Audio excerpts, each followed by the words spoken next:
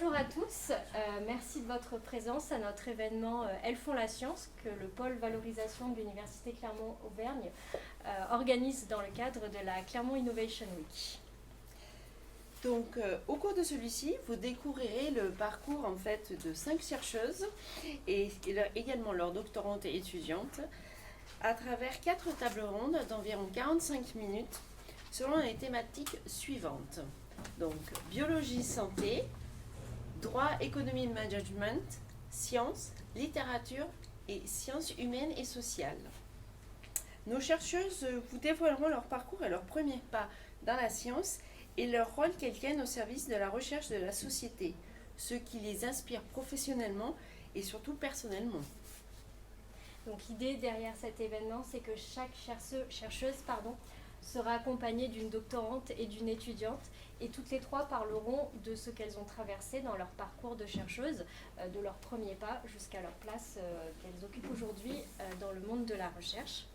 Alors dans un premier temps, nous allons laisser la parole à Madame Anne Fogli, vice-présidente en charge du pilotage et des moyens de l'UCA. Nous aurons ensuite les tables rondes, pas de souci, et nous conclurons l'événement par une intervention de Madame Maha Issaoui, qui est chef de projet au conseil départemental du Puy-de-Dôme. Je vous souhaite un bon événement.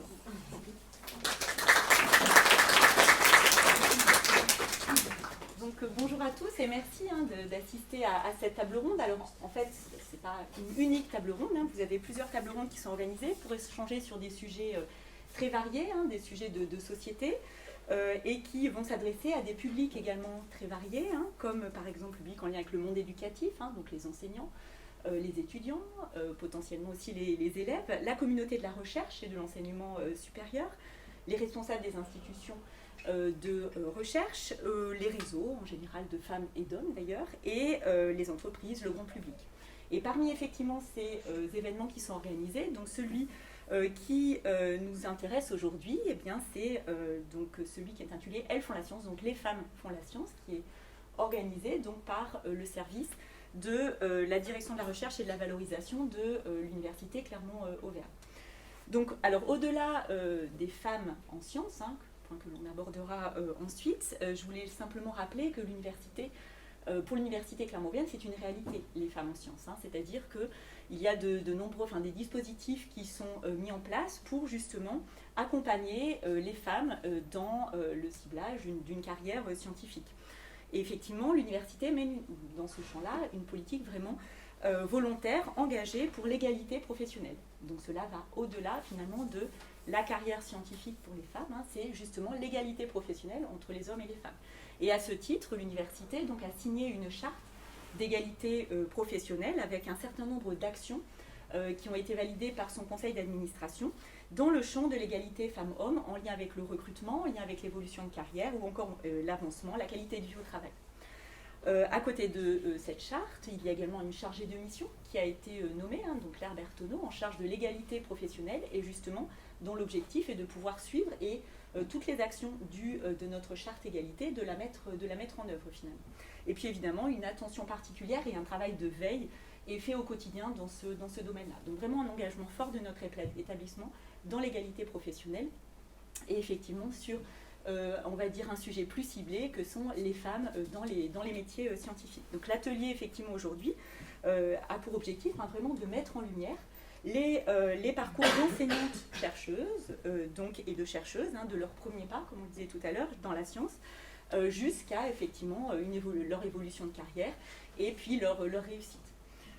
Donc les premiers pas, qu'est-ce que c'est que les premiers pas en recherche, en sciences? C'est une période qui peut être source, alors pour les femmes aussi, qui peut être source d'incertitude, de doutes, de remise en question, avec un positionnement qui est quelquefois un petit peu difficile à trouver pour les femmes, mais c'est également une période, il faut retenir aussi le côté plus positif, qui est riche en découvertes, en partage, et qui va conforter finalement l'engagement des femmes dans une carrière scientifique. Les premiers pas en recherche, c'est également le moment où l'on prend conscience, alors là les femmes comme les hommes, en tant que futurs scientifiques, de scientifiques en herbe j'allais dire, de sa responsabilité envers la société. C'est assez important, avec une attente forte sur la pratique scientifique qui doit se faire dans le respect donc de l'éthique, de la déontologie, de l'intégrité scientifique, sur les résultats leur communication, l'importance de la vulgarisation des résultats de recherche par le chercheur lui-même auprès de la société, et puis évidemment l'impact de ces recherches sur la vie de tous les jours. Donc vraiment une responsabilité sociétale importante qu'il faut souligner ici. Alors la formation de l'université va dans ce sens-là, on a un accompagnement constant donc des femmes comme des hommes bien sûr, donc futurs scientifiques, avec des formations rendues obligatoires auprès des doctorants par exemple, sur l'éthique de la recherche et l'intégrité scientifique. Alors après ces premiers pas en sciences, donc on a une période, donc cette première étape c'est une étape plutôt de formation, qui va aboutir à un engagement plus déterminé dans les métiers scientifiques. Et là, les femmes vont avoir un parcours scientifique qui va pouvoir être ponctué lui aussi par des événements qui vont pouvoir être heureux, positifs, donc des résultats favorables, les réussites à un concours avec un poste à la clé, des avancées scientifiques, des publications, une reconnaissance par les pairs, et puis des moments où le doute peut également s'installer. La remise en cause de ses compétences, la pression sociale, l'articulation entre la vie professionnelle et la vie privée, qui est souvent un élément qui revient, régulièrement, le découragement plus globalement, et c'est pour ça qu'il faut pouvoir accompagner aussi cette étape dans la vie des femmes, et il est important de pouvoir entendre justement les femmes qui sont passées sans doute par ces périodes-là, et qui vont nous faire profiter de leur expérience, puisqu'effectivement ce sont des femmes qui ont pu dépasser ces contraintes, ces difficultés rencontrées pour réussir à atteindre leurs objectifs, avec pour certaines des missions scientifiques importantes aujourd'hui, dans des domaines qui sont très variés, on l'a vu tout à l'heure, et alors que ce soit des domaines thématiques, disciplinaires, mais également les domaines donc, en lien avec l'activité publique, mais également privée, sur le volet de la recherche fondamentale, la recherche appliquée, la recherche biomédicale, etc. Donc, on a aujourd'hui à l'université, bien sûr, de nombreuses femmes, on aura quelques exemples tout à l'heure, qui ont des responsabilités importantes, scientifiques, multiples, assumées, et dans tous les domaines scientifiques. Et c'est important que les jeunes femmes, aujourd'hui, aient conscience de ces réussites, de ces expériences, de ces biais qui ont été levés au cours d'une carrière, et qui concernent donc, il faudrait que ça concerne la majorité des femmes qui souhaitent s'engager dans une carrière scientifique. Donc il est important, et c'est l'objet de ces ateliers, de vraiment pouvoir échanger avec nos collègues qui ont réussi encore une fois à passer au-delà des contraintes, et de pouvoir permettre aux plus jeunes de se projeter réellement, plus sereinement dans des carrières scientifiques. Alors cet atelier ainsi a donc pour objectif le partage d'expériences, comme on l'a vu, avec des chercheuses, des enseignants-chercheuses qui travaillent dans les grandes thématiques de l'université Clermont-Auvergne, sur chacune des périodes qui rythment un petit peu donc une vie professionnelle, que ce soit les premiers pas, puis ensuite la carrière, la prise de responsabilité. Et l'idée, c'est de pouvoir accompagner, inspirer finalement les étudiantes et les jeunes filles à poursuivre en fait une carrière scientifique sans qu'il y ait de biais de genre qui puissent finalement empêcher ces réalisations. Donc chaque enseignant-chercheuse sera donc accompagnée d'une doctorante, mais également d'une étudiante du même domaine scientifique, et finalement c'est ce trinôme qui constituera un trinôme par domaine disciplinaire pour pouvoir échanger librement sur les parcours. Et encore une fois, l'idée c'est d'échanger aussi sur les difficultés qui sont quelque part aussi, qui ont pu être transcendées. Leurs réussites, leurs doutes, voilà. Ces ateliers se veulent interactifs, donc avec des échanges et des questions encouragées, bien sûr. Ils se veulent aussi inspirants, comme on l'a vu pour les jeunes filles qui souhaiteraient se lancer dans cette aventure fantastique et le travail scientifique, la carrière scientifique. Alors, ces tables rondes vont vous permettre de découvrir un petit peu, d'incarner les femmes, permettront d'incarner les femmes dans la science, du moins à l'UCA, avec quelques exemples. Qui sont-elles? Que font-elles? Où sont-elles? Et comment elles sont arrivées à leur place? Donc le choix des parcours des enseignants-chercheurs qui ont été ciblés pour ces ateliers pratiques, ces ateliers interactifs, en fait, a été fait selon la nouvelle structuration de l'université qui, depuis le 1er janvier 2021, est constituée en 6 grands instituts.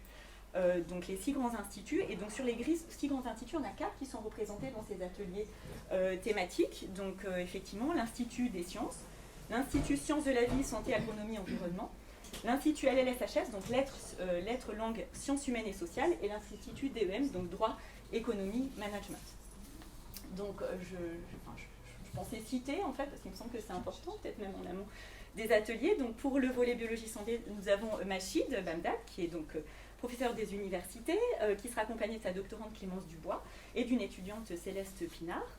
Pour l'Institut Sciences fondamentales, donc c'est Katia Arrojo da Silva, donc qui est maître de conférence, qui sera accompagnée de sa collègue Christine Tavio, qui est professeure, et qui aura donc, il y aura également 2 doctorantes présentes, Marie-Colin et Alexandra Jourdain. Pour l'Institut DEM, c'est Corinne Rochette, qui sera accompagnée de 2 doctorantes, Cassandre Delorme et Léonore Merdour. Et enfin, pour l'Institut LLSHS, Hélène Méné, donc UMR Territoire, qui sera accompagnée de 2 doctorantes, Élodie Biétris et Hélène Blasquet-Revol.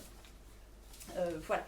Donc, ce type d'événement, c'est important, et ça montre l'évolution quand même positive de la société et de l'université sur la place, l'implication et la réussite des femmes en sciences. Rappelons-nous qu'au XIXe siècle, finalement encore, les femmes en Europe sont quasiment exclues des sciences et des technologies au nom de leur soi-disant infériorité naturelle. À la fin du XIXe siècle, les pays européens, enfin une majorité de pays européens vont démocratiser l'accès à l'instruction, ce qui va induire en fait une augmentation, un nombre plus croissant de nombre d'étudiants et d'étudiantes et de chercheuses, malgré encore des préjugés sexistes qui vont perdurer, voire des dénis en fait, sur leur découverte. Donc ces pionnières, c'est elles qui vont ouvrir la brèche de ce monde qui est au départ très, très masculin, et c'est elles qui vont se faire connaître, même si les prix Nobel leur sont encore parcimonieusement attribués. Depuis le milieu du XXe siècle, donc on a de nouvelles générations de femmes scientifiques qui vont faire surgir des problématiques de recherche, de la pédiatrie aux neurosciences, de l'alimentation à l'environnement, pour ne citer qu'un domaine. Et ces femmes sont des modèles pour les jeunes générations. Donc cette évolution, elle doit se poursuivre, elle doit s'ancrer dans les universités. L'université a une position, un rôle vraiment crucial à jouer dans ce champ, et c'est pour ça que l'UCA est engagée activement dans ce domaine. Nous devons donc lutter contre tout élément qui remet en cause les droits et les chances des femmes. Nous devons encourager les jeunes femmes à croire en elles, en leurs compétences, pour s'engager dans des carrières scientifiques sans jamais douter de leur réussite. Donc, je cite l'astrophysicienne lituano-américaine Vera Rubin, qui disait qu'il n'y avait aucun problème scientifique qu'un homme peut résoudre et qu'une femme ne pourrait pas. Et je complète avec une citation de la Britannique Orta Ayrton, qui 100 ans plus tôt écrivait déjà qu'être scientifique, c'est être bon ou pas bon, ce n'est pas être une femme ou un homme. Donc les exemples vont suivre avec nos interlocutrices. Je vous remercie.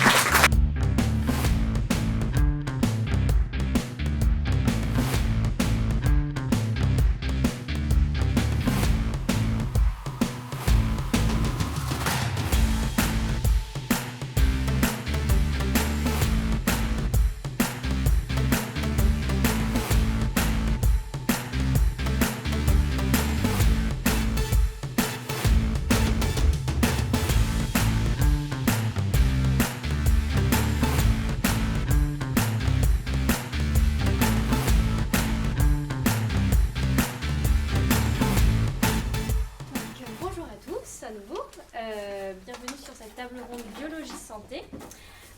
Je suis Vanessa Guédiguon, je suis responsable du pôle valorisation rattaché à la direction de la recherche et des études doctorales de l'UCA.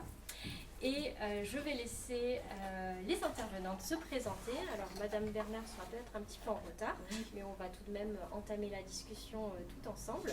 Donc Clémence, Machid, Céleste, je vous laisse vous présenter succinctement. Moi, je commence. Bon, je commence parce que je suis la plus vieille. Bonjour à tous, merci d'être présents. Et je voulais vous dire qu'au cours de nos interventions, n'hésitez pas à nous poser des questions.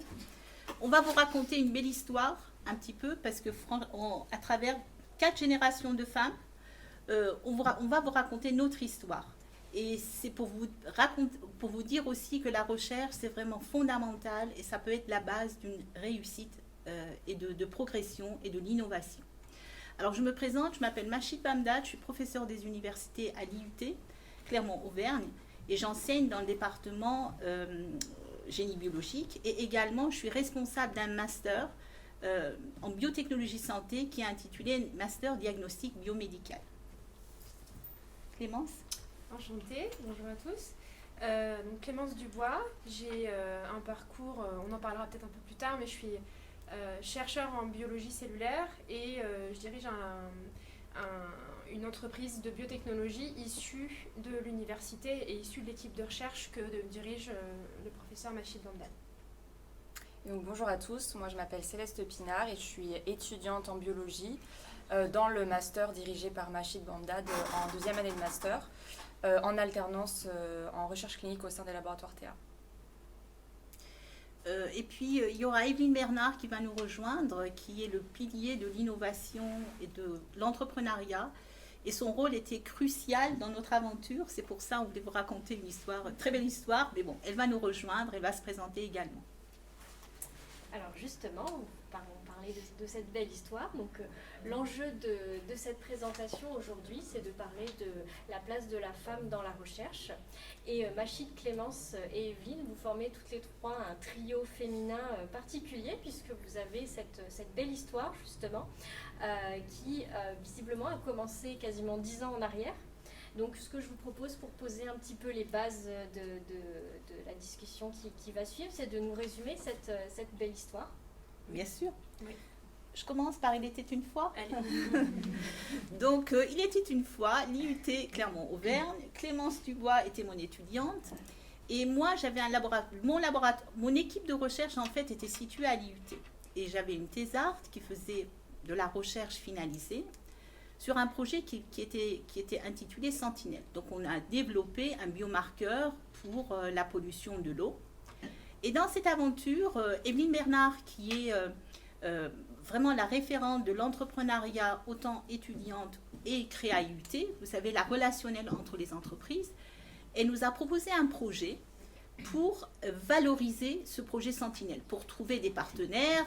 Elle était le pivot. Et dans ce pivot, il y avait Clémence Dubois, qui était étudiante à l'époque à l'IUT, donc elle était aussi mon étudiante.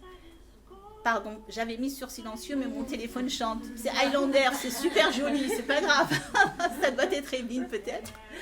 Et en fait, l'aventure a commencé avec Clémence et avec cette histoire de créa IUT. Donc Clémence a commencé à travailler sur le projet Sentinelle. Et ce projet Sentinelle, en fait, dans le cadre de créa IUT, c'est vraiment un événementiel. C'est la présentation, ce sont des étudiants venant de tous bords. Donc c'était des étudiants de biologie. Je te laisse raconter. Tu raconteras mieux que moi. Des étudiants de biologie, ouais. Et puis GEA. Vas-y, Ouais. Clémence. On était en DUT et on avait en charge le développement, alors soit fictif, soit réel, du business model d'un projet scientifique porté par des chercheurs. Et en l'occurrence, le projet d'Emeline était vraiment très concret. Et on a travaillé tous ensemble avec des étudiants en gestion des administrations pour trouver le prototype d'un kit qui pourrait être vendu proposé et vendu auprès de collectivités locales qui auraient besoin, par exemple, de tester le niveau de pollution des eaux. Et on s'est tous pris au jeu, vraiment beaucoup, parce que c'était un projet réel, aussi, je pense. On a tous été soutenus beaucoup par tous les départements de l'IUT, par Evelyne Bernard et par Machide. Et on a passé un examen, si je puis dire, sur la qualité de notre travail et sur notre application. Et on a eu un prix coup de cœur, donc ça faisait toujours plaisir. Mais ça nous a beaucoup, tous les participants, ça nous a ouvert l'esprit sur l'entrepreneuriat.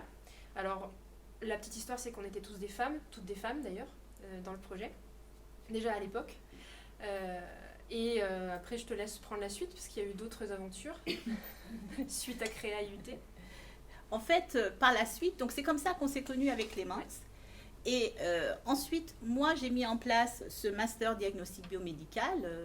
Et puis Clémence s'est inscrite dans ce master, donc elle a continué cette formation, dans laquelle aussi, dans cette formation, il y a aussi Céleste maintenant, et qu'elle va vous parler de ses préoccupations actuelles.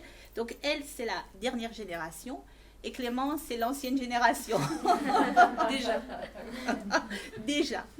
Alors, dans cette belle aventure, suite à ce master, donc le laboratoire de recherche, vous savez, ce qui est très important, c'est qu'on était mordus tous par ce mélange public-privé. Vous savez, l'innovation.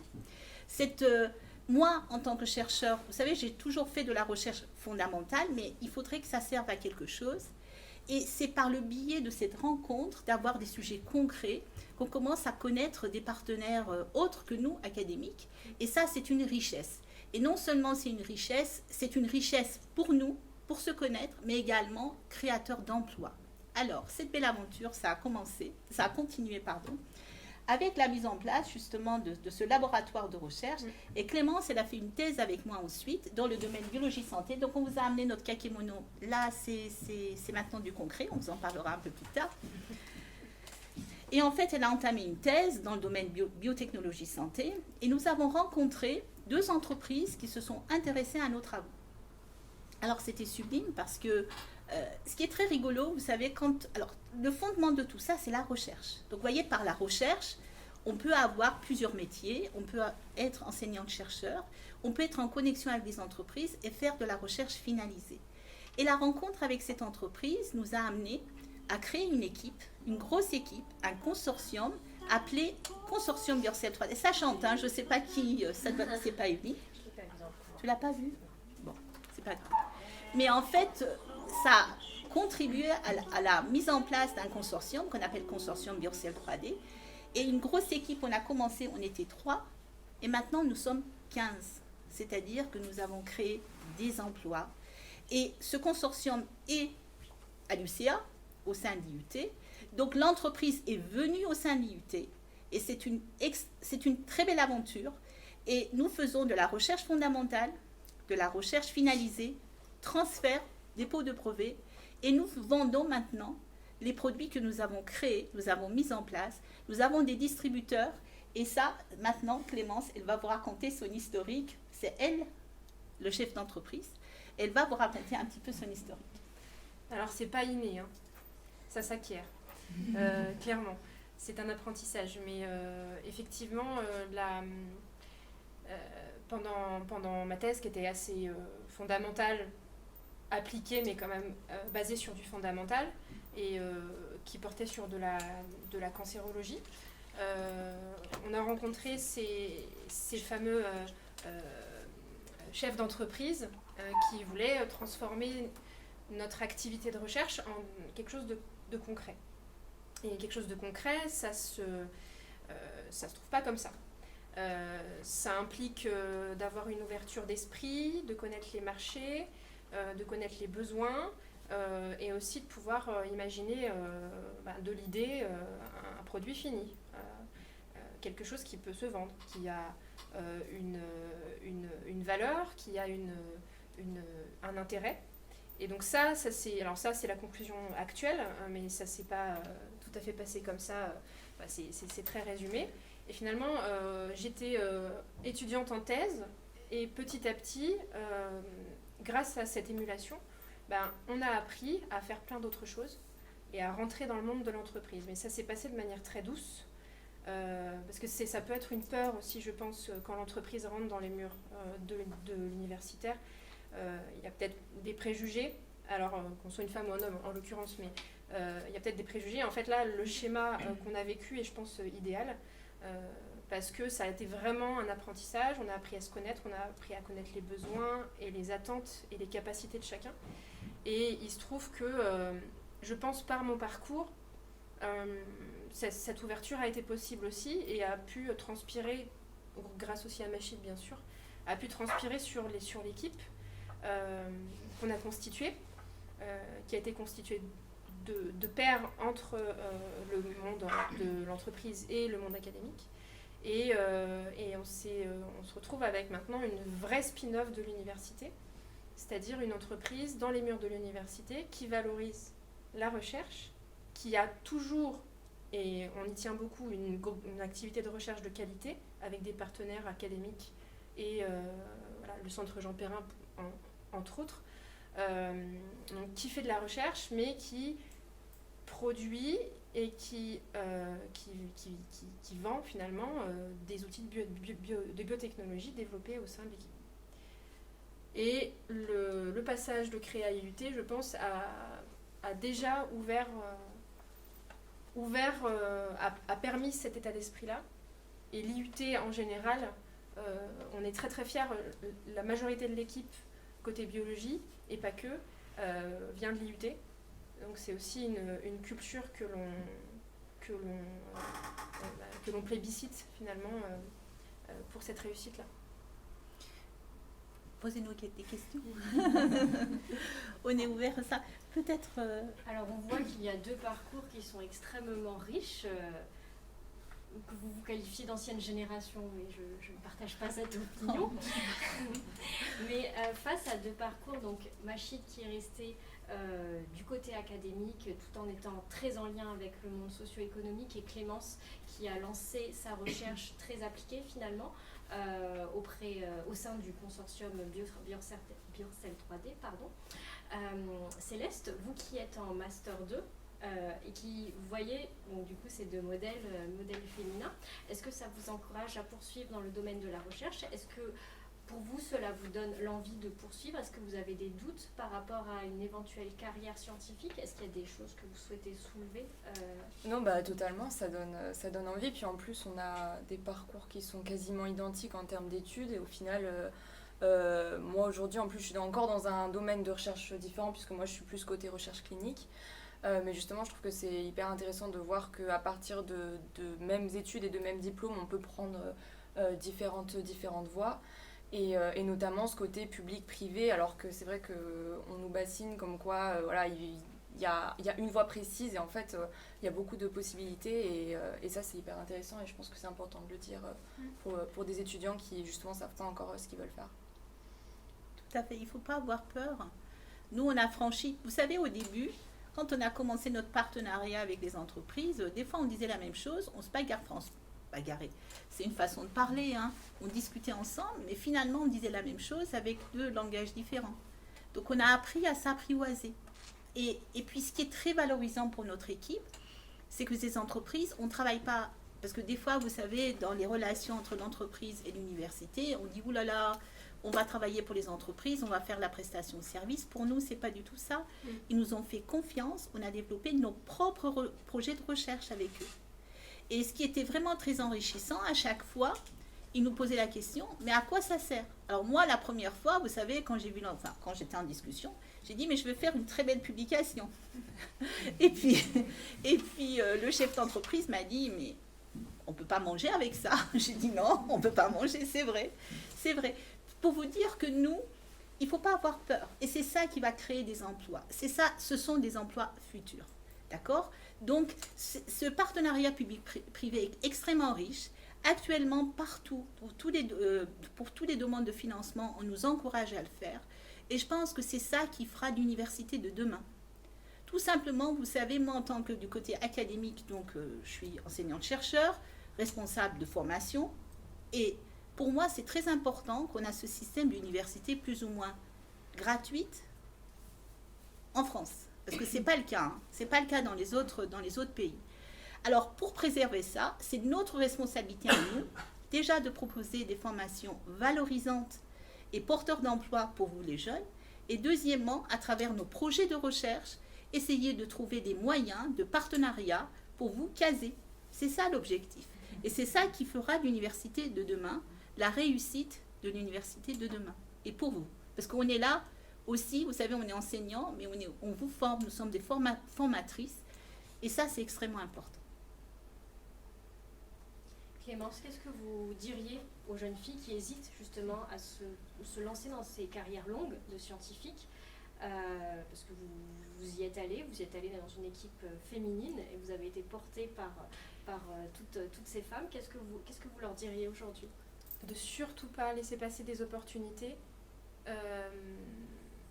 de se faire confiance et surtout de savoir en qui on peut avoir confiance.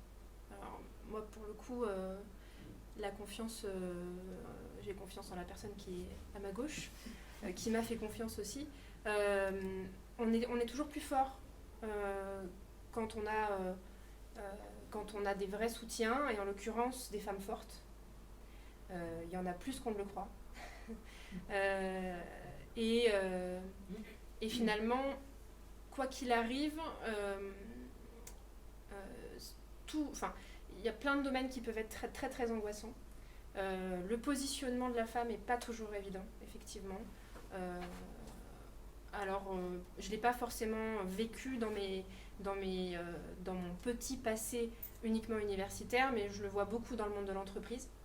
Quand on est une jeune femme de 30 ans, c'est pas toujours facile de se faire entendre, il faut montrer des coudes. voilà, il ne faut pas être trop doux.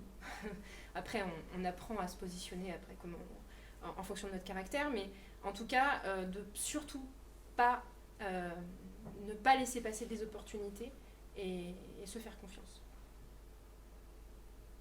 C'est un très beau conseil.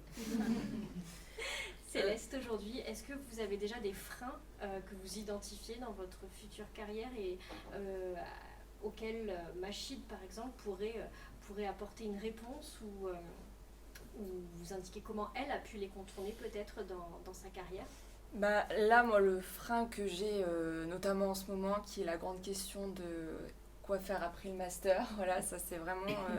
c'est très compliqué parce que voilà, il y a plein de voies qui s'ouvrent à nous en fait et faut faire des choix. Moi en plus je suis dans un domaine, voilà, la recherche clinique c'est très très vaste. Il y a plein de types de métiers. Ça c'est vrai je pense qu'on nous le dit pas assez et on est amené à faire un choix pour un peu le premier travail en fait qu'on veut faire après les études. En fin de master, il y a la question qui se pose de est-ce que je continue ou pas, notamment sur une thèse. Donc moi c'est vrai qu'aujourd'hui je suis plus dans cet état d'esprit où je me questionne beaucoup sur est-ce que je continue en thèse. Donc moi après ça serait une thèse très spécifique, toujours en recherche clinique, ou est-ce que j'attaque à travailler.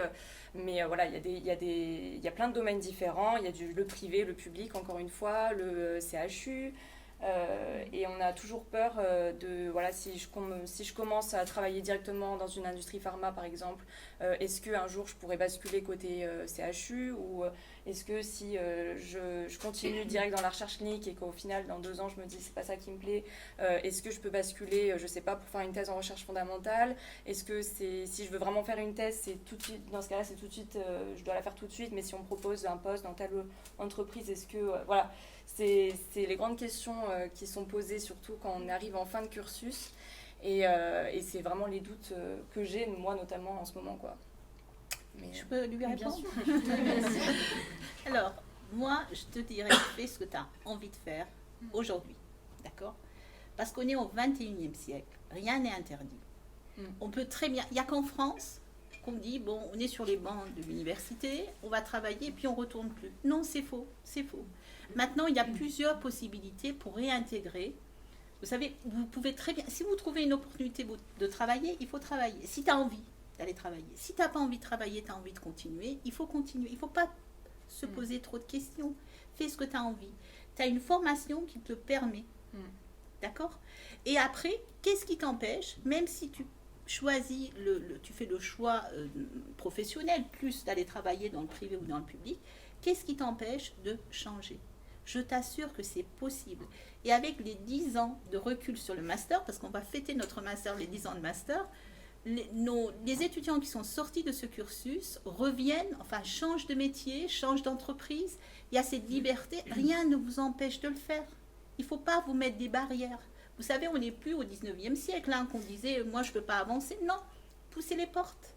C'est comme ça qu'on a avancé, nous. On n'écoute pas. Je ne dois pas dire ça devant. On n'écoute pas et on fonce. Et c'est comme ça que vous allez réussir. Faites ce que vous avez vraiment vous jugez nécessaire et qui vous permet de vous combler. Parce que vous savez, moi, le matin, quand je viens à mon travail, ce n'est pas du travail, c'est un plaisir. Quand je retrouve mon équipe, je revis. C'est ça qui est important dans la vie. Ce que vous avez envie de faire. Et qu'est-ce qui vous empêche? Après, tu peux aller très bien travailler et revenir. Tu fais toc-toc encore chez moi ou n'importe. Et puis, on vous ouvre les portes. Et c'est très important aussi, le conseil que je pourrais vous donner, c'est le réseautage. Avoir un réseau. Constituer votre réseau. Nous, bon, on a un réseau sur le master, c'est le LinkedIn, mais il y a l'université. J'ai des intervenants de la DRED, maintenant je vais dire DRED. Alors, il faut savoir qu'on a réussi, c'est grâce à eux. Vous nous rendez hommage, enfin, vous nous mettez sous la lumière, mais je pense qu'on doit vous remercier vraiment ce support, parce que vous nous apportez une aide qui est inestimable. On a réussi nos projets grâce au support de l'université et notamment ce service de recherche et de valorisation qui nous soutient. Vous voyez, il y a des échanges. Donc vous avez dans cette université plusieurs structures qui vont vous soutenir, vous donner des conseils. Et il ne faut pas hésiter à les solliciter. Et il ne faut surtout pas avoir peur. Il faut foncer. Donc tu fonces. On note. Et puis, vous savez, il ne faut pas hésiter. Vos responsables de formation, on prend nos téléphones, vous avez envie d'aller dans une structure ou n'importe, on appelle. Hein. Moi, on me sollicite pour des lettres de recommandation ou bien des appels, je le fais avec grand plaisir. Il ne faut pas hésiter. Céleste, vous êtes riche de bons Voilà. conseils. Partez avec tout cela. Non, mais je pense qu'il ne faut pas avoir peur. Vous savez, moi, quand j'ai passé ma thèse, ça fait fort longtemps, comme chez Shrek, hein, on était... La seule chose, la seule ouverture, c'était de faire une thèse, parce qu'on ne savait pas, hein, j'avais un M2, alors qu'est-ce que je vais faire? Bon, j'ai fait une thèse, j'ai fait une thèse par défaut, mais je suis très contente, hein, je regrette absolument pas. Après, je suis partie à Monet, mais maintenant, je suis allée faire un postdoc au Canada, je suis revenue, etc. Mais je pense que là, votre génération, vous avez des formations aussi très valorisantes. Si vous avez envie de travailler, il faut travailler. Et ensuite, qu'est-ce qui vous empêche? On a un exemple là, non? Élodie, tu as... Non, t'as pas bossé après ton concours là? Non, j'ai pas bossé. T'as pas bossé. Bon. Donc c'était pas... Mais bon, elle est en thèse, hein. Elle arrive en thèse chez nous. Donc, pour vous dire, il ne faut pas avoir peur. Vraiment. Il faut surmonter. Si vous avez des doutes, il faut parler avec vos responsables de formation. Surmonter, parce que c'est vous. Vous savez, en vous bloquant, c'est vous qui bloquez, hein, pas les autres.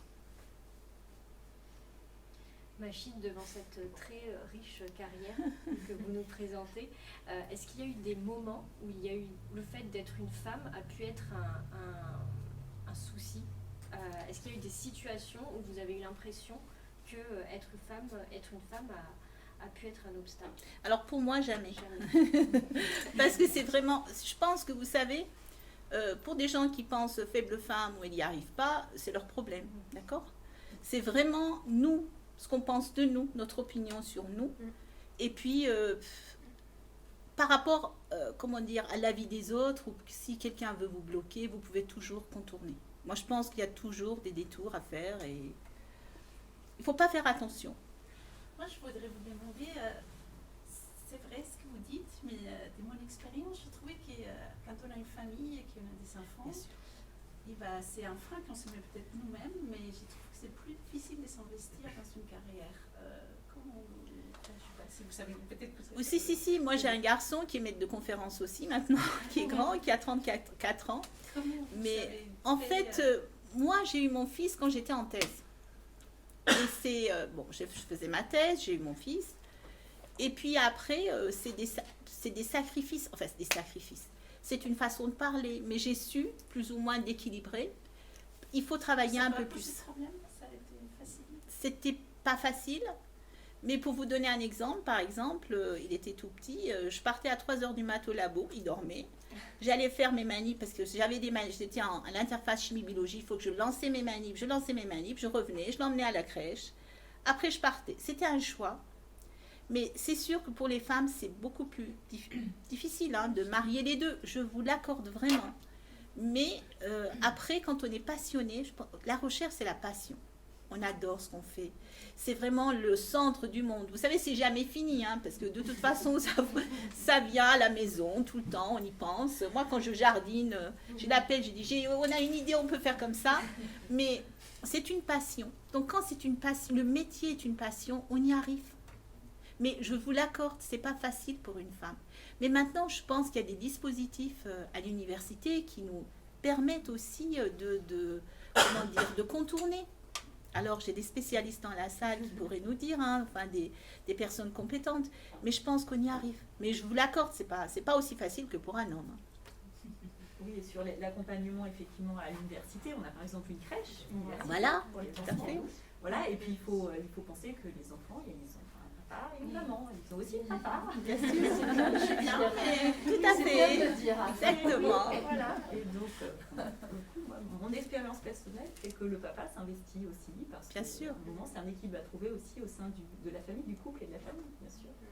Mais C'est moi, facile à dire, hein. Enfin, voilà, fait. après, mais moi, ça change aussi, c'est c'était mon quelque cas. chose qui change aussi dans le fonctionnement, on va dire, familial. La famille. Moi, c'est pareil, c'était l'équilibre vraiment entre nous deux, moi et mon mari. On a élevé à deux.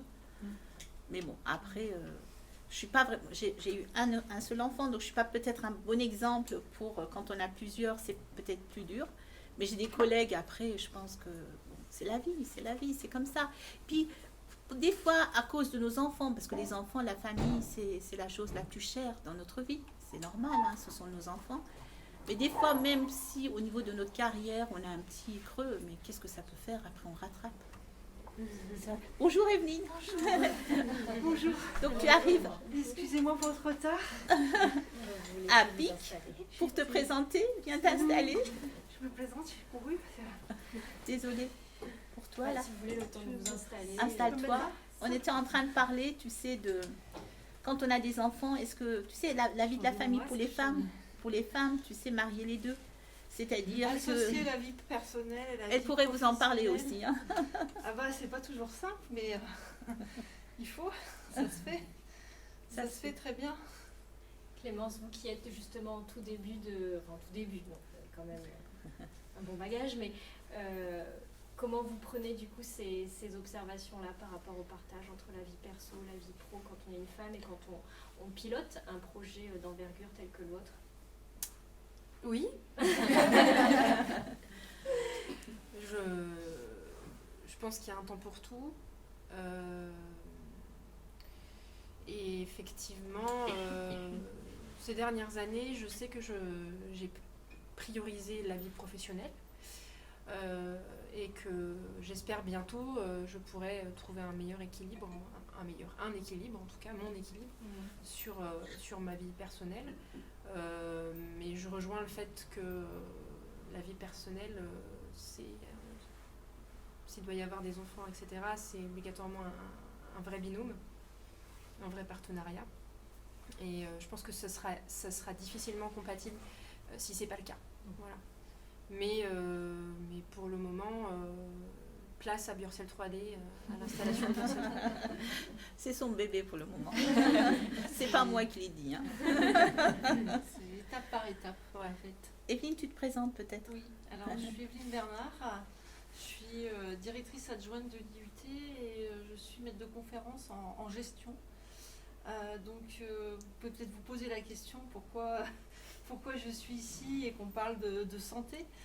C'est parce que depuis plus de 10 ans, puisque le master, je ne sais pas si tu en as déjà parlé du master. Oui, j'ai parlé de créativité et puis bah, du voilà. master, notre aventure avec Clémence. On a tout raconté, Evelyne. Donc depuis plus de 10 ans, je travaille sur l'accompagnement de projets à la création d'entreprises, avec la particularité pour l'IUT d'associer des gestionnaires à des biologistes. Et on travaille en matière d'innovation parce que toutes les années, on organise 24 heures pour entreprendre et innover. Et donc, on associe des étudiants non spécialistes en santé et le corollaire aussi avec des étudiants dans le domaine du biomédical sur des projets liés à la santé. Et inversement, on a aussi besoin des fois d'avoir des scientifiques dans des idées de projet et on travaille comme ça depuis 2009 sur l'IUT.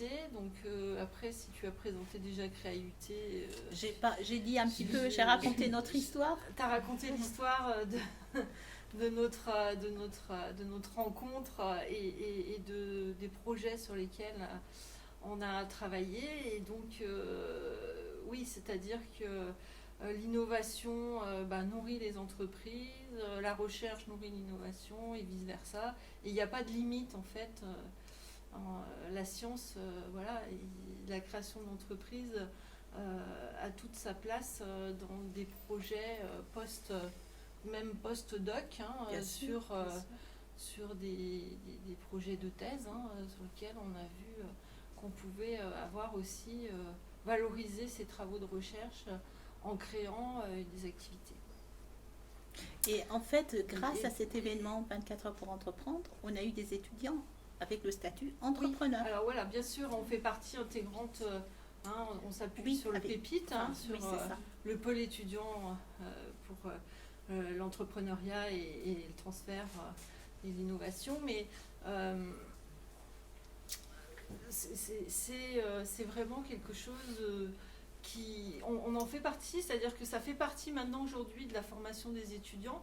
On sensibilise les étudiants à l'entrepreneuriat parce qu'il faut se dire qu'aussi même dans les parcours scientifiques de santé, des profils avec le profil d'entrepreneur est recherché par des grands groupes parce qu'on apprend à gérer des projets, à échanger avec des gestionnaires. Et donc ça fait partie de la culture un peu d'un ingénieur, même d'un profil ingénieur en santé. Aujourd'hui, on demande de plus en plus alors, il y a des étudiants qui ont envie de créer leurs activités, qui ont envie de créer leurs entreprises, mais pas que. Il y a aussi de tout ce qu'on peut leur apporter sur la formation au nouveau modèle économique, aux étapes dans la gestion des projets, que ce soit du projet au démarrage, mais aussi après au développement d'activités, en les initiant à l'entreprise, à échanger en matière d'entreprise. Vous pouvez très bien avoir aussi, vous savez, au cours de votre thèse, l'émergence d'un projet et créer votre propre entreprise. Nous, les biologistes, on est vraiment frileux. Moi, avant que je connaisse Evelyne, je savais l'entreprise, c'était des gros yeux, parce qu'on n'a pas ça dans notre formation. Tout simplement parce qu'on ne nous apprend pas, dans notre cursus, d'être sensibilisé à l'entrepreneuriat. D'où cette valeur ajoutée au sein du master. C'est Evelyne qui nous a amené on a une UE complètement complet en entrepreneuriat, justement pour les biologistes, parce qu'on n'a pas ça dans notre cursus, pour nous habituer, pour nous familiariser à cette culture qui est extrêmement importante. Et vous voyez, Céleste, elle travaille dans l'entreprise TA en alternance, donc elle a cette culture. Dans beaucoup de cursus, il n'y a pas l'entrepreneuriat au programme. Oui, c'est ça, mais c'est dommage. Mais c'est dommage. On trouve l'entrepreneuriat de plus en plus dans les programmes au niveau des écoles d'ingénieurs. Oui. Mais je sais qu'en lettres, en langue, il n'y en a pas. Oui, mais voilà, c'est dommage. C'est dommage. Parce que ah oui, non, mais c'est ça. Dommage. C'est pas intégré dans le cursus. Après, on a mis en place le Pépite, donc qui vous permet d'aller vers ces structures qui sont là pour accompagner les étudiants à la création d'activités. Mais effectivement, c'est quelque chose qui est nouveau. On ne dit pas qu'on a l'option en fait. On n'a pas cette option-là. C'est ça. C'est qu'on est dans une filière, on va aller jusqu'au bout et en fait on va être dans une case langue, on va être dans une case maths, mais on n'aura pas cette option. Tiens, on peut monter notre boîte. On a une idée, on peut la développer. On n'a pas cette option-là. Tu vois, un sujet pour... Alors que c'est très intéressant parce que c'est pas en étant avec les gestionnaires, en restant entre gestionnaires, qu'on trouve les meilleures idées, les meilleures opportunités de business en fait. Il faut cet échange, cette transdisciplinarité. Oui. Alors nous à l'IUT, on a la chance d'avoir sur un même lieu plusieurs spécialités et ce qui fait la richesse aussi de pouvoir faire des projets transversaux et qui sont très très riches et très riches, y compris pour les étudiants, même pour les gestionnaires. Ils apprennent beaucoup de la science, ils découvrent des choses. Mais ça, vraiment, c'est extrêmement important. On a vu, nous, à travers ce parcours, en fait, le master, parce qu'on échange beaucoup et puis on innove aussi beaucoup à travers des... Et c'est extrêmement important parce que ça donne cette culture. Et ça, parce que quand on ne connaît pas, on a peur. Et il y a deux mondes différents. Alors que non, franchement non. On peut se faire confiance et c'est comme ça qu'on va créer des emplois. C'est la solution. Enfin pour moi, on a trouvé. Nous, c'est du concret. On a créé 15 emplois, c'est du concret. Et à l'université. Enfin à l'université avec des entreprises, mais on l'a fait. Donc c'est beau, c'est beau. Non, mais... Je pense que c'est vraiment une culture qu'il faudrait qu'on... Anne, tu m'écoutes? Ah oui. C'est une culture qui est portée aussi par l'université. Absolument. Donc c'est pour te dire que c'est quand même peut-être aussi... en parler aux responsables de formation. Je ne vois pas pourquoi seulement les écoles d'ingénieurs intègrent l'entrepreneuriat. Moi, j'ai eu cette chance parce que j'ai connu Evelyne, tout simplement. mais il faut peut-être aussi réfléchir à d'autres formations, de l'inclure parce qu'une personne qui est dans le cursus langue maths, pourquoi pas une entreprise? Sachant qu'il s'agit peut-être parfois que d'un éveil en fait. Oui. Juste pour passer le cap de l'appréhension ou et en l'occurrence peut-être encore plus pour les femmes, de se dire c'est possible, ça m'a porté en fait. Ça existe, c'est possible. C'est ouvert. Et puis j'ai des ressources en moi et dans mes institutions. C'est peut-être juste un petit déclic. Tout à fait. Ouais, surtout dans la science, il y a les femmes dans la science, moi j'ai remarqué qu'elles sont plus frileuses face à l'entreprise, de manière générale. Elles se disent, oulala, mais est-ce que je vais arriver justement moi, femme, à tout gérer, la vie personnelle, la vie professionnelle, une entreprise, oui, ça. Si, tout à fait. C'est quelque chose, faut oser. Ouais. Et peut-être c'est quelque chose en lien avec les entreprises, mais qui va au-delà même de l'entrepreneuriat. C'est-à-dire que généralement, les femmes, quand on leur propose des responsabilités, eh bien, elles prennent un temps à réfléchir. Les gens répondent oui tout de suite. Oui, voilà.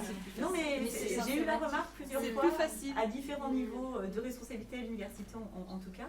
Et c'est vrai que les femmes ont tendance à plus se remettre en question sur leurs capacités, leurs compétences. Alors que non, voilà, il faut croire. Si on leur propose, c'est qu'on est compétent. Là. Tout à fait. Ça rejoint ce qu'on peut appeler, je crois, le syndrome de l'imposteur. C'est ça. Et puis, Anne, on est plus réfléchi aussi, nous, les femmes. Non. On réfléchit mieux, on pense, et puis... non, mais c'est vraiment une richesse. Il y a la projection. On pense, parce que de toute façon, c'est super. Tu sais, des fois, on te dit un truc et tu dis tout de suite oui. Mais nous, on prend le temps de réflexion. Ça, c'est très important. Oui, mais c'est quand même une c'est notre maturité. Compliqué. Maturité. Mariko, tu souhaitais intervenir? Oui, merci pour toutes vos interventions. C'est vraiment très intéressant de voir tous vos parcours. Moi, j'aimerais bien le ressenti de Céleste, du coup, sur tout ce que vous venez de nous dire, à la fois sur le parallèle, vie professionnelle, vie personnelle, comment vous ressentez par rapport à ça. Alors moi, je suis vraiment au tout début de carrière, on va dire, et j'ai pas encore une vraie activité de salarié, puisque je suis encore en alternance et que j'ai encore ce switch, on va dire, entre cours et entreprise. Mais justement, pour ça, l'alternance, je trouve que c'est un... Oui. Non, mais je suis quand même salariée. Oui, mais ce que je veux dire, c'est que je suis pas... Non, bien sûr, j'ai le statut de salarié. Mais ce que je veux dire, c'est que je suis pas encore tous les jours en entreprise depuis voilà, 1 an et demi que je suis en contrat. Donc c'est vrai que j'ai encore cet équilibre étudiante salariée, et d'ailleurs c'est pour ça que je voulais insister dessus, que c'est un gros plus l'alternance pour ça, parce que ça permet de basculer dans ce monde professionnel qui fait parfois très peur qu'en étudiant, et là ça permet de basculer tout en douceur, on va dire qu'il y a vraiment une transition entre ce côté où on est 100% étudiant et d'un coup le lendemain on se retrouve en entreprise et salarié. Et donc par rapport à ce côté vie professionnelle et vie personnelle, moi du coup j'ai pu m'y habituer en douceur, et que pour le moment j'ai cet équilibre où d'ailleurs en alternance c'est ça aussi qui est pas facile à gérer, c'est l'équilibre où on a des responsabilités au travail, mais le soir on rentre et peut-être que la semaine d'après on aura des partiels, donc il faut savoir aussi gérer ça, et c'est une grosse compétence je pense qu'on a lorsqu'on est alternant et qui est à valoriser plus tard. Et donc non, pour le moment moi j'ai toujours réussi à trouver mon équilibre. Après j'ai que 22 ans et il y a encore moi je me suis pas encore posé des questions sur ma future vie de femme, mais moi c'est pas du tout quelque chose qui me fait peur d'avoir une famille et de pouvoir concilier vie professionnelle et vie de famille. Bien. Voilà. Quand on est passé par l'alternance, ça aide aussi. Je pense, ouais. Et je peux vous poser des questions dans la salle. Vous avez envie de faire une thèse? Qui a envie de faire une thèse?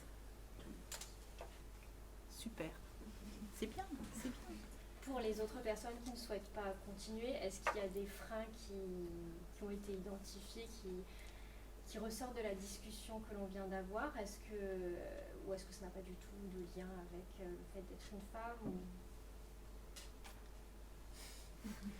Florian, tu te sens concerné? Ça n'a pas du tout lien avec le Florian, il est dans notre équipe de recherche. Et en fait, il est en alternance. Et il ne veut pas faire une thèse, que je comprends tout à fait. Mais il a une alternance, donc il a un CDD, il travaille, et il veut rentrer dans la vie professionnelle. C'est ça. Continuer, travailler directement après le master. J'avais choisi justement ce master pour son côté professionnalisant. Parce que lorsque je l'ai intégré, je ne savais pas si je voulais continuer en thèse ou pas. Donc là, ça m'offrait les deux possibilités. Et maintenant, je sais que je n'ai pas forcément envie de continuer. Donc, peut-être plus tard, mais là, en tout cas, je n'ai pas envie de commencer par une thèse, sachant que je ne suis pas sûr. Il dit ce qui me plaît, peut-être plus tard. C'est-à-dire qu'il aura le choix. Oui, je ne suis pas fermé à l'idée, mais pourquoi pas pas tout de suite. Ouais. Tu verras où ça t'amène ta vie professionnelle, des fois, et puis ta vie personnelle aussi. C'est ça qui compte. Alors, on a le temps pour quelques dernières questions avant de conclure. Est-ce que certains d'entre vous veulent échanger avec l'une de nos intervenantes? Posez-nous toutes les questions. J'espère qu'à travers ces échanges, on vous a donné cette envie. Parce que la recherche, c'est le pivot. C'est la base de tout. Parole de passionné. Il y a une question. Une question. Je voulais savoir si vous aviez toujours voulu faire de la recherche ou si à un moment vous vous avez posé la question de faire autre chose ou si ça a toujours été. Alors là, tu me poses. Moi, tu sais pas. Vas-y. Moi, c'est ma passion en fait. Je me pose pas de questions. J'ai des projets qui sont super. On passe là, on a cette chance de pluridisciplinarité. Et puis, on est très riche. On a des équipes. Je suis entourée par des jeunes et puis c'est génial. Mais bon, c'est parce que peut-être on a des résultats et peut-être qu'on est comblé que je me pose pas de questions. Mais Clémence. Pour moi, c'est différent parce que j'avais décidé de faire un cursus très technique. J'ai commencé par un DUT. Et en fait, j'ai fait des stages, un stage recherche à l'étranger. Et j'ai suivi en fait l'opportunité de continuer en licence. Et après, j'ai retrouvé Machid qui montait son master. Et en fait, ça a été une série d'opportunités où tout s'est goupillé, si je puis dire, de manière à ce que ce soit pas... C'est pas pour faire de la recherche, c'est la rencontre, l'équipe, le projet, en fait. Après, bien évidemment, la recherche, ça offre des libertés d'expression, une certaine liberté d'esprit aussi, une ouverture. On pourrait faire plein de choses, et on fait plein de choses, plein de projets différents. Mais je sais pas si ça se conscientise forcément pour tout le monde de dire je veux faire de la recherche. Il faut savoir ce qu'il y a derrière. Il faut savoir ce qu'on veut derrière le mot recherche. Moi, je pense que la question, c'est quel métier. C'est ça qui est important. C'est quel métier. Parce que la recherche, moi, je suis enseignant-chercheur. Clémence, elle est chef d'entreprise. Evelyne, elle est enseignante-chercheur. Et puis... Céleste, elle verra, elle se pose des questions. Il y a différents niveaux. Quel métier? C'est ça qui est important. Quel métier? Pourquoi? Moi, je dis qu'il y a 3 niveaux, Machid. Oui, vas-y. Le travail. Oui. On est peut-être sur la fin des études, Céleste, l'alternance. Après, il y a le métier. Et tout ça, ça nous fait découvrir la recherche. C'est comme ça, on s'est tout à fait trouvé, on a découvert la recherche. C'est un peu le destin, quoi. Hein. Et après, au-dessus, il y a la vocation, en fait. Et je pense que Machid, elle est dans la vocation. Voilà. Et après, c'est la passion. La vocation, ça veut dire que là, on ne fait plus la différence entre... sa vie personnelle, sa vie professionnelle, on vit pour... c'est la passion, quoi. On vit pour la recherche, alors que le métier, on en vit aussi pour vivre. Enfin, absolument, voilà, c'est ça. Il faut manger. Ça, c'est sûr. Et puis, dans vos carrières à vous, ce qui est très important, se poser la question, quel métier? Qu'est-ce que je veux faire après? Est-ce que, à travers de la recherche, je pourrais me combler? Est-ce que ça me convient? Si je fais une thèse, qu'est-ce que je veux faire après? C'est pour ça qu'on vous a fait tout ce discours de l'interaction publique-privée, parce qu'il est évident qu'il n'y a pas beaucoup de postes de maître de conférence, hein, il ne faut pas se faire des illusions. C'est au niveau de l'université, le nombre de postes, quand même, c'est limité. Alors, ce n'est pas la faute de l'université, c'est la forme de l'État, en fait. Vous savez, c'est comme ça. C'est comme ça. Voilà. Mais après, si on fait de la recherche, on peut faire aussi autre chose. On peut être enseignant-chercheur, mais également, on peut aussi s'ouvrir sur des entreprises.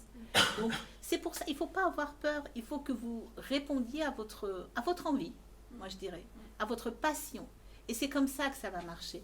Si vous entamez une thèse dans une structure, même si vous êtes super bien entouré, que le sujet marche bien, parce que des fois c'est un peu... Le sujet plaise aussi. Hein. Plaise. Si ça vous plaît, si vous êtes dans votre environnement, bien évidemment, vous allez réussir. Bien évidemment. C'est ça qui est important. Alors on a bien compris qu'elles font la science, mais elles font la science avec passion. Et pour conclure cet atelier, j'aimerais qu'on le conclue ensemble finalement. J'aimerais qu'on réfléchisse à un mot pour décrire finalement la place de la femme dans la recherche. Alors je vais vous le demander à toutes les intervenantes de nous faire part de ce mot. On va vous laisser quelques instants y réfléchir.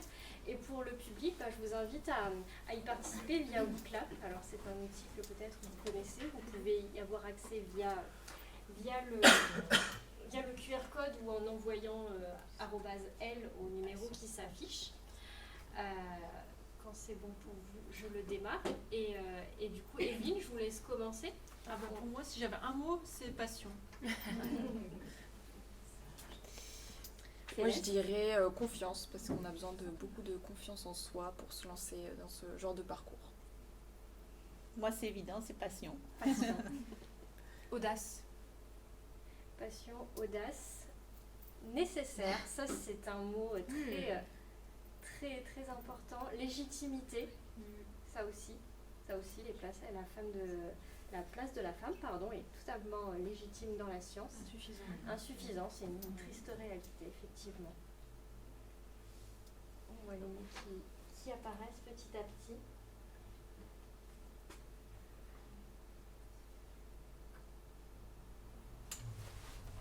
Est-ce que ça vous inspire? Je vois des gens taper sur leur téléphone, donc je suppose que ça va arriver.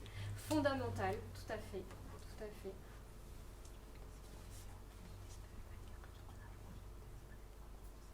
Bien sûr.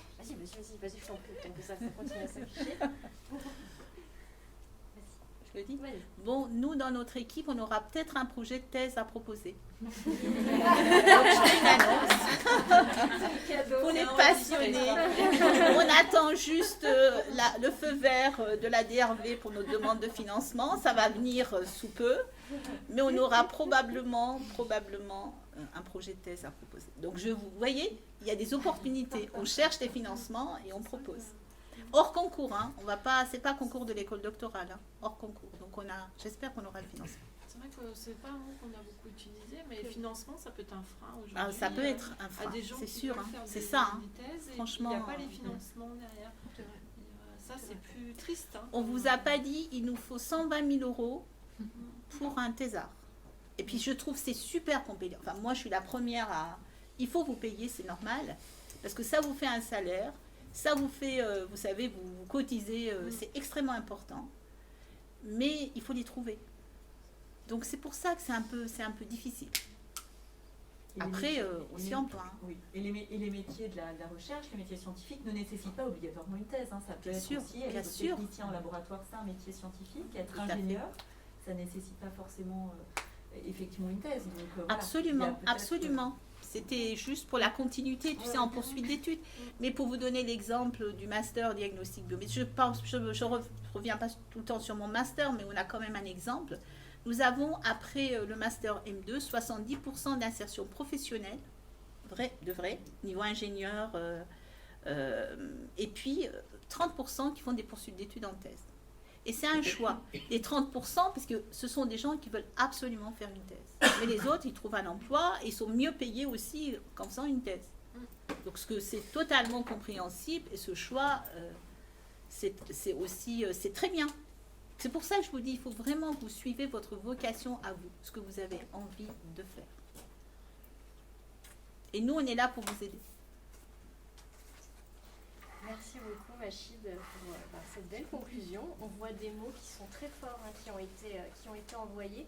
La place de la femme est fondamentale, est primordiale, légitime. Les femmes sont des battantes, elles sont fortes, elles sont logiques, ça c'est sûr. Hein. Sa place est nécessaire. Il faut des opportunités pour qu'elles trouvent leur place, justement, puisqu'aujourd'hui leur nombre est insuffisant. Et on espère que cet événement contribuera à augmenter ce nombre et donnera la vocation aux étudiantes et étudiants qui sont là de poursuivre dans la recherche. Et comme vous pouvez le voir, les parcours ensuite peuvent tout à fait prendre des voies diverses. Il y a les personnes qui restent en recherche fondamentale, d'autres qui vont aller plutôt vers l'entreprise. Mais finalement, le plus important, c'est que notre nombre grossisse, quelle que soit la thématique et quel que soit l'établissement dans lequel on s'épanouira dans nos futurs métiers. Et donc, je ne peux que vous encourager à vous pencher sur la question et à faire ce que vous souhaitez, mais avec passion. Bravo. Merci.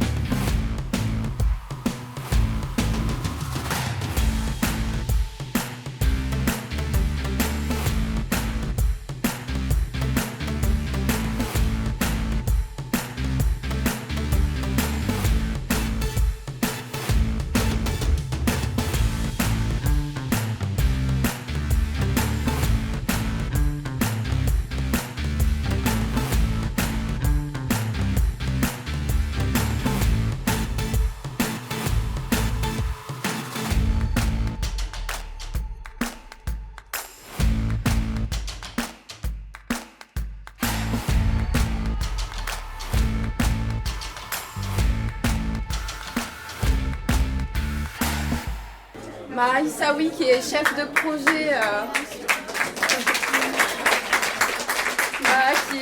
projet lutte contre les discriminations au conseil départemental du Puy-de-Dôme. Oui, merci à toutes et à tous. Alors, moi j'ai triple casquette.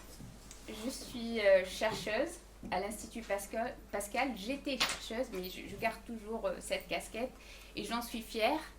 Je suis la chef de projet lutte contre les discriminations et la lutte contre les inégalités entre les femmes et les hommes, et également ambassadrice à l'UNESCO pour les filles et les sciences.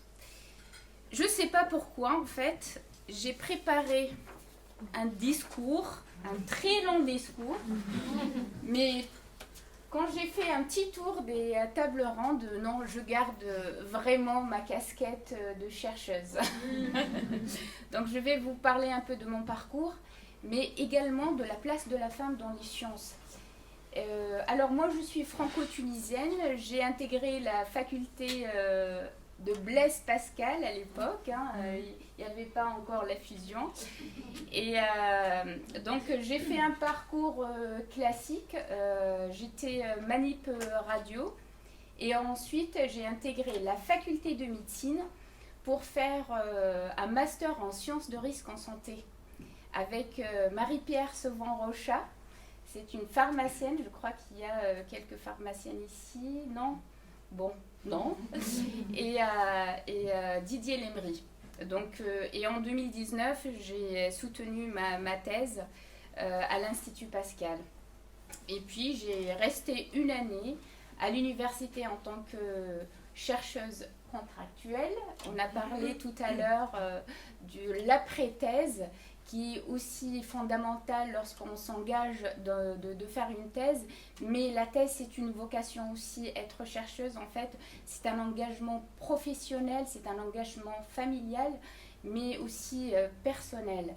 Donc, en 2021, j'ai intégré le conseil départemental de Puy-de-Dôme sur une thématique qui m'a animée toujours, c'est la lutte contre les discriminations et la place des femmes dans les sciences et les inégalités, la lutte contre les inégalités hommes-femmes dans les sciences, dans la société, dans l'entreprise. Donc je balaye la totalité des inégalités hommes-femmes.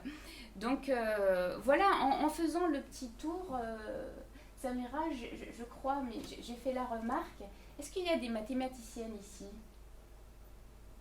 Des physiciennes? Des ingénieurs informatiques, femmes? Et donc c'est pourquoi en fait je suis là aujourd'hui pour conclure. Et d'ailleurs c'est moi qui ai écrit insuffisant. Parce que même moi, en se penchant sur cette question, en intégrant l'Institut Pascal, j'ai jamais pensé qu'on ait peu de femmes physiciennes, peu de femmes mathématiciennes. En fait, on est moins de 30% de femmes chercheuses en France. Ce sont des chiffres qui ne sont pas très loin de l'Europe, voire du monde entier. Donc la question qui se pose, elles sont où toutes ces femmes? Donc lorsque j'ai fait un peu d'études aussi sur cette question, on a remarqué quand même que 56%, je vais pas, c'est le dernier chiffre, hein, tous les chiffres sont là, je vais bannir les chiffres. Et je vais vraiment vous parler de mon ressenti, mais surtout en fait le travail qui est fait par le conseil départemental dans les collèges. Bon, je reviens à mes 56%. 56% de filles qui réussissent le bac S avec mention bien et très bien. Mais ces 56%, on trouve que 30% qui s'engagent dans des études dites sciences fondamentales ou sciences dures, et 18% de filles qui s'engagent dans l'ingénierie, dans tout ce qui est ingénieur informatique. Donc la question qui se pose, mais elles sont où toutes ces filles? Et on a un peu fait une marche arrière pour savoir, elles sont très très fortes dans tout ce qui est mathématiques, dans le collège, le lycée, mais au moment de l'orientation, en fait, il y a une dérive, si on peut dire ça comme ça. Donc, et c'était l'autocensure. Il n'y avait pas un autre mot. En fait, les femmes, les filles surtout, n'ont pas une confiance en elles parce qu'elles pensent et elles estiment qu'elles sont moins bonnes en mathématiques et en physique que les garçons. Parce qu'elles sont déjà... il y a le poids de stéréotypes dès l'enfance. Et je reviens toujours sur le schéma. Quand on donne une poupée à une fille et des Legos à un garçon. Ça vient en fait de... On formatise vraiment le cerveau d'une fille à être moins à l'aise avec les mathématiques, sachant qu'elle a les compétences. Et je crois que parmi les chercheuses qui sont là, vous n'avez pas eu des problèmes en mathématiques dans la faculté? Parce que qui a fait des maths? Voilà. Donc, est-ce que je peux vous poser une question? Pas du tout. Je peux vous poser une question? La question c'est, est-ce que... Et par rapport à vos collègues, vos filles, vous étiez en minorité ou en fait la question ne s'est posée pas? Dans la moyenne, je me posais pas de questions. Et sur la description, vous faites quoi? Je suis professeure d'université. En sciences et management. D'accord, donc vous connaissez très très bien les maths, vous étiez vraiment forte en mathématiques. C'est à part le management. C'est le 5 étoiles. Et les particularités des maths. Voilà. Parce que j'étais sur la partie, j'avais envie d'organiser les choses, de travailler sur les formes organisationnelles. Donc je me suis naturellement dirigée vers le management et par rapport à mon appétence en fait. D'accord. Pour moi c'était plus d'organiser, d'amener les gens à travailler ensemble, à collaborer, voilà. D'accord. Et en tant que prof de mathématiques, non, chercheuse.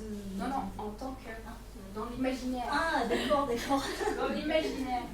Est-ce que vous pensez qu'un prof en mathématiques en fait d'université, il a ces capacités en tant que femme d'organiser, de manager un groupe, d'être directrice de laboratoire, voire ministre d'enseignement supérieur, sachant que la ministre d'enseignement supérieur, c'est bien une femme. Oui, oui. D'accord. C'est juste en fait, c'est pour faire le lien, pour savoir ces petites filles que je rencontre dans les collèges du Puy-de-Dôme. En fait, ils ont le même constat et pratiquement la même parole. Elles sont assez fortes en mathématiques, mais dès que je pose la question, vous voulez faire quoi exactement? Ils se dirigent ou en médecine ou tout ce qui est littérature. Mais moi, franchement, je croyais que c'était des préjugés. Mais quand j'ai fait l'enquête, c'est vrai. Donc voilà, je ne vais pas plomber énormément le discours parce qu'en principe, c'est une conclusion. Mais voilà, regardez un peu les chiffres. Les chiffres sont alarmants. Et surtout, en fait, parce qu'on a besoin de femmes ingénieurs. C'est dans la diversité qu'on s'améliore, qu'on progresse. Et je termine et je mets ma casquette d'ambassadrice à l'UNESCO. Le monde a besoin de la science et la science a besoin des femmes. Donc le monde a besoin des femmes. Merci.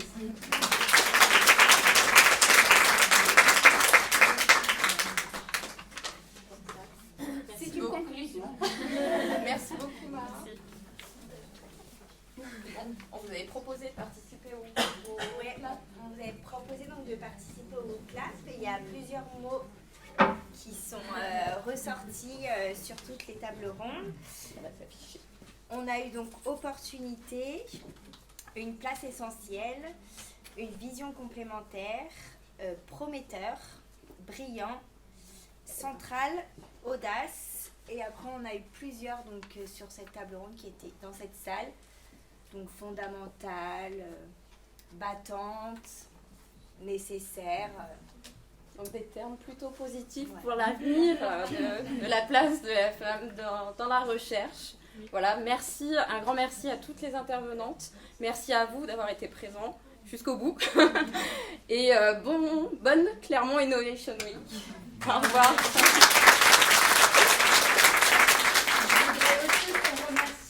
L'équipe du pôle valorisation qui a fait un superbe travail.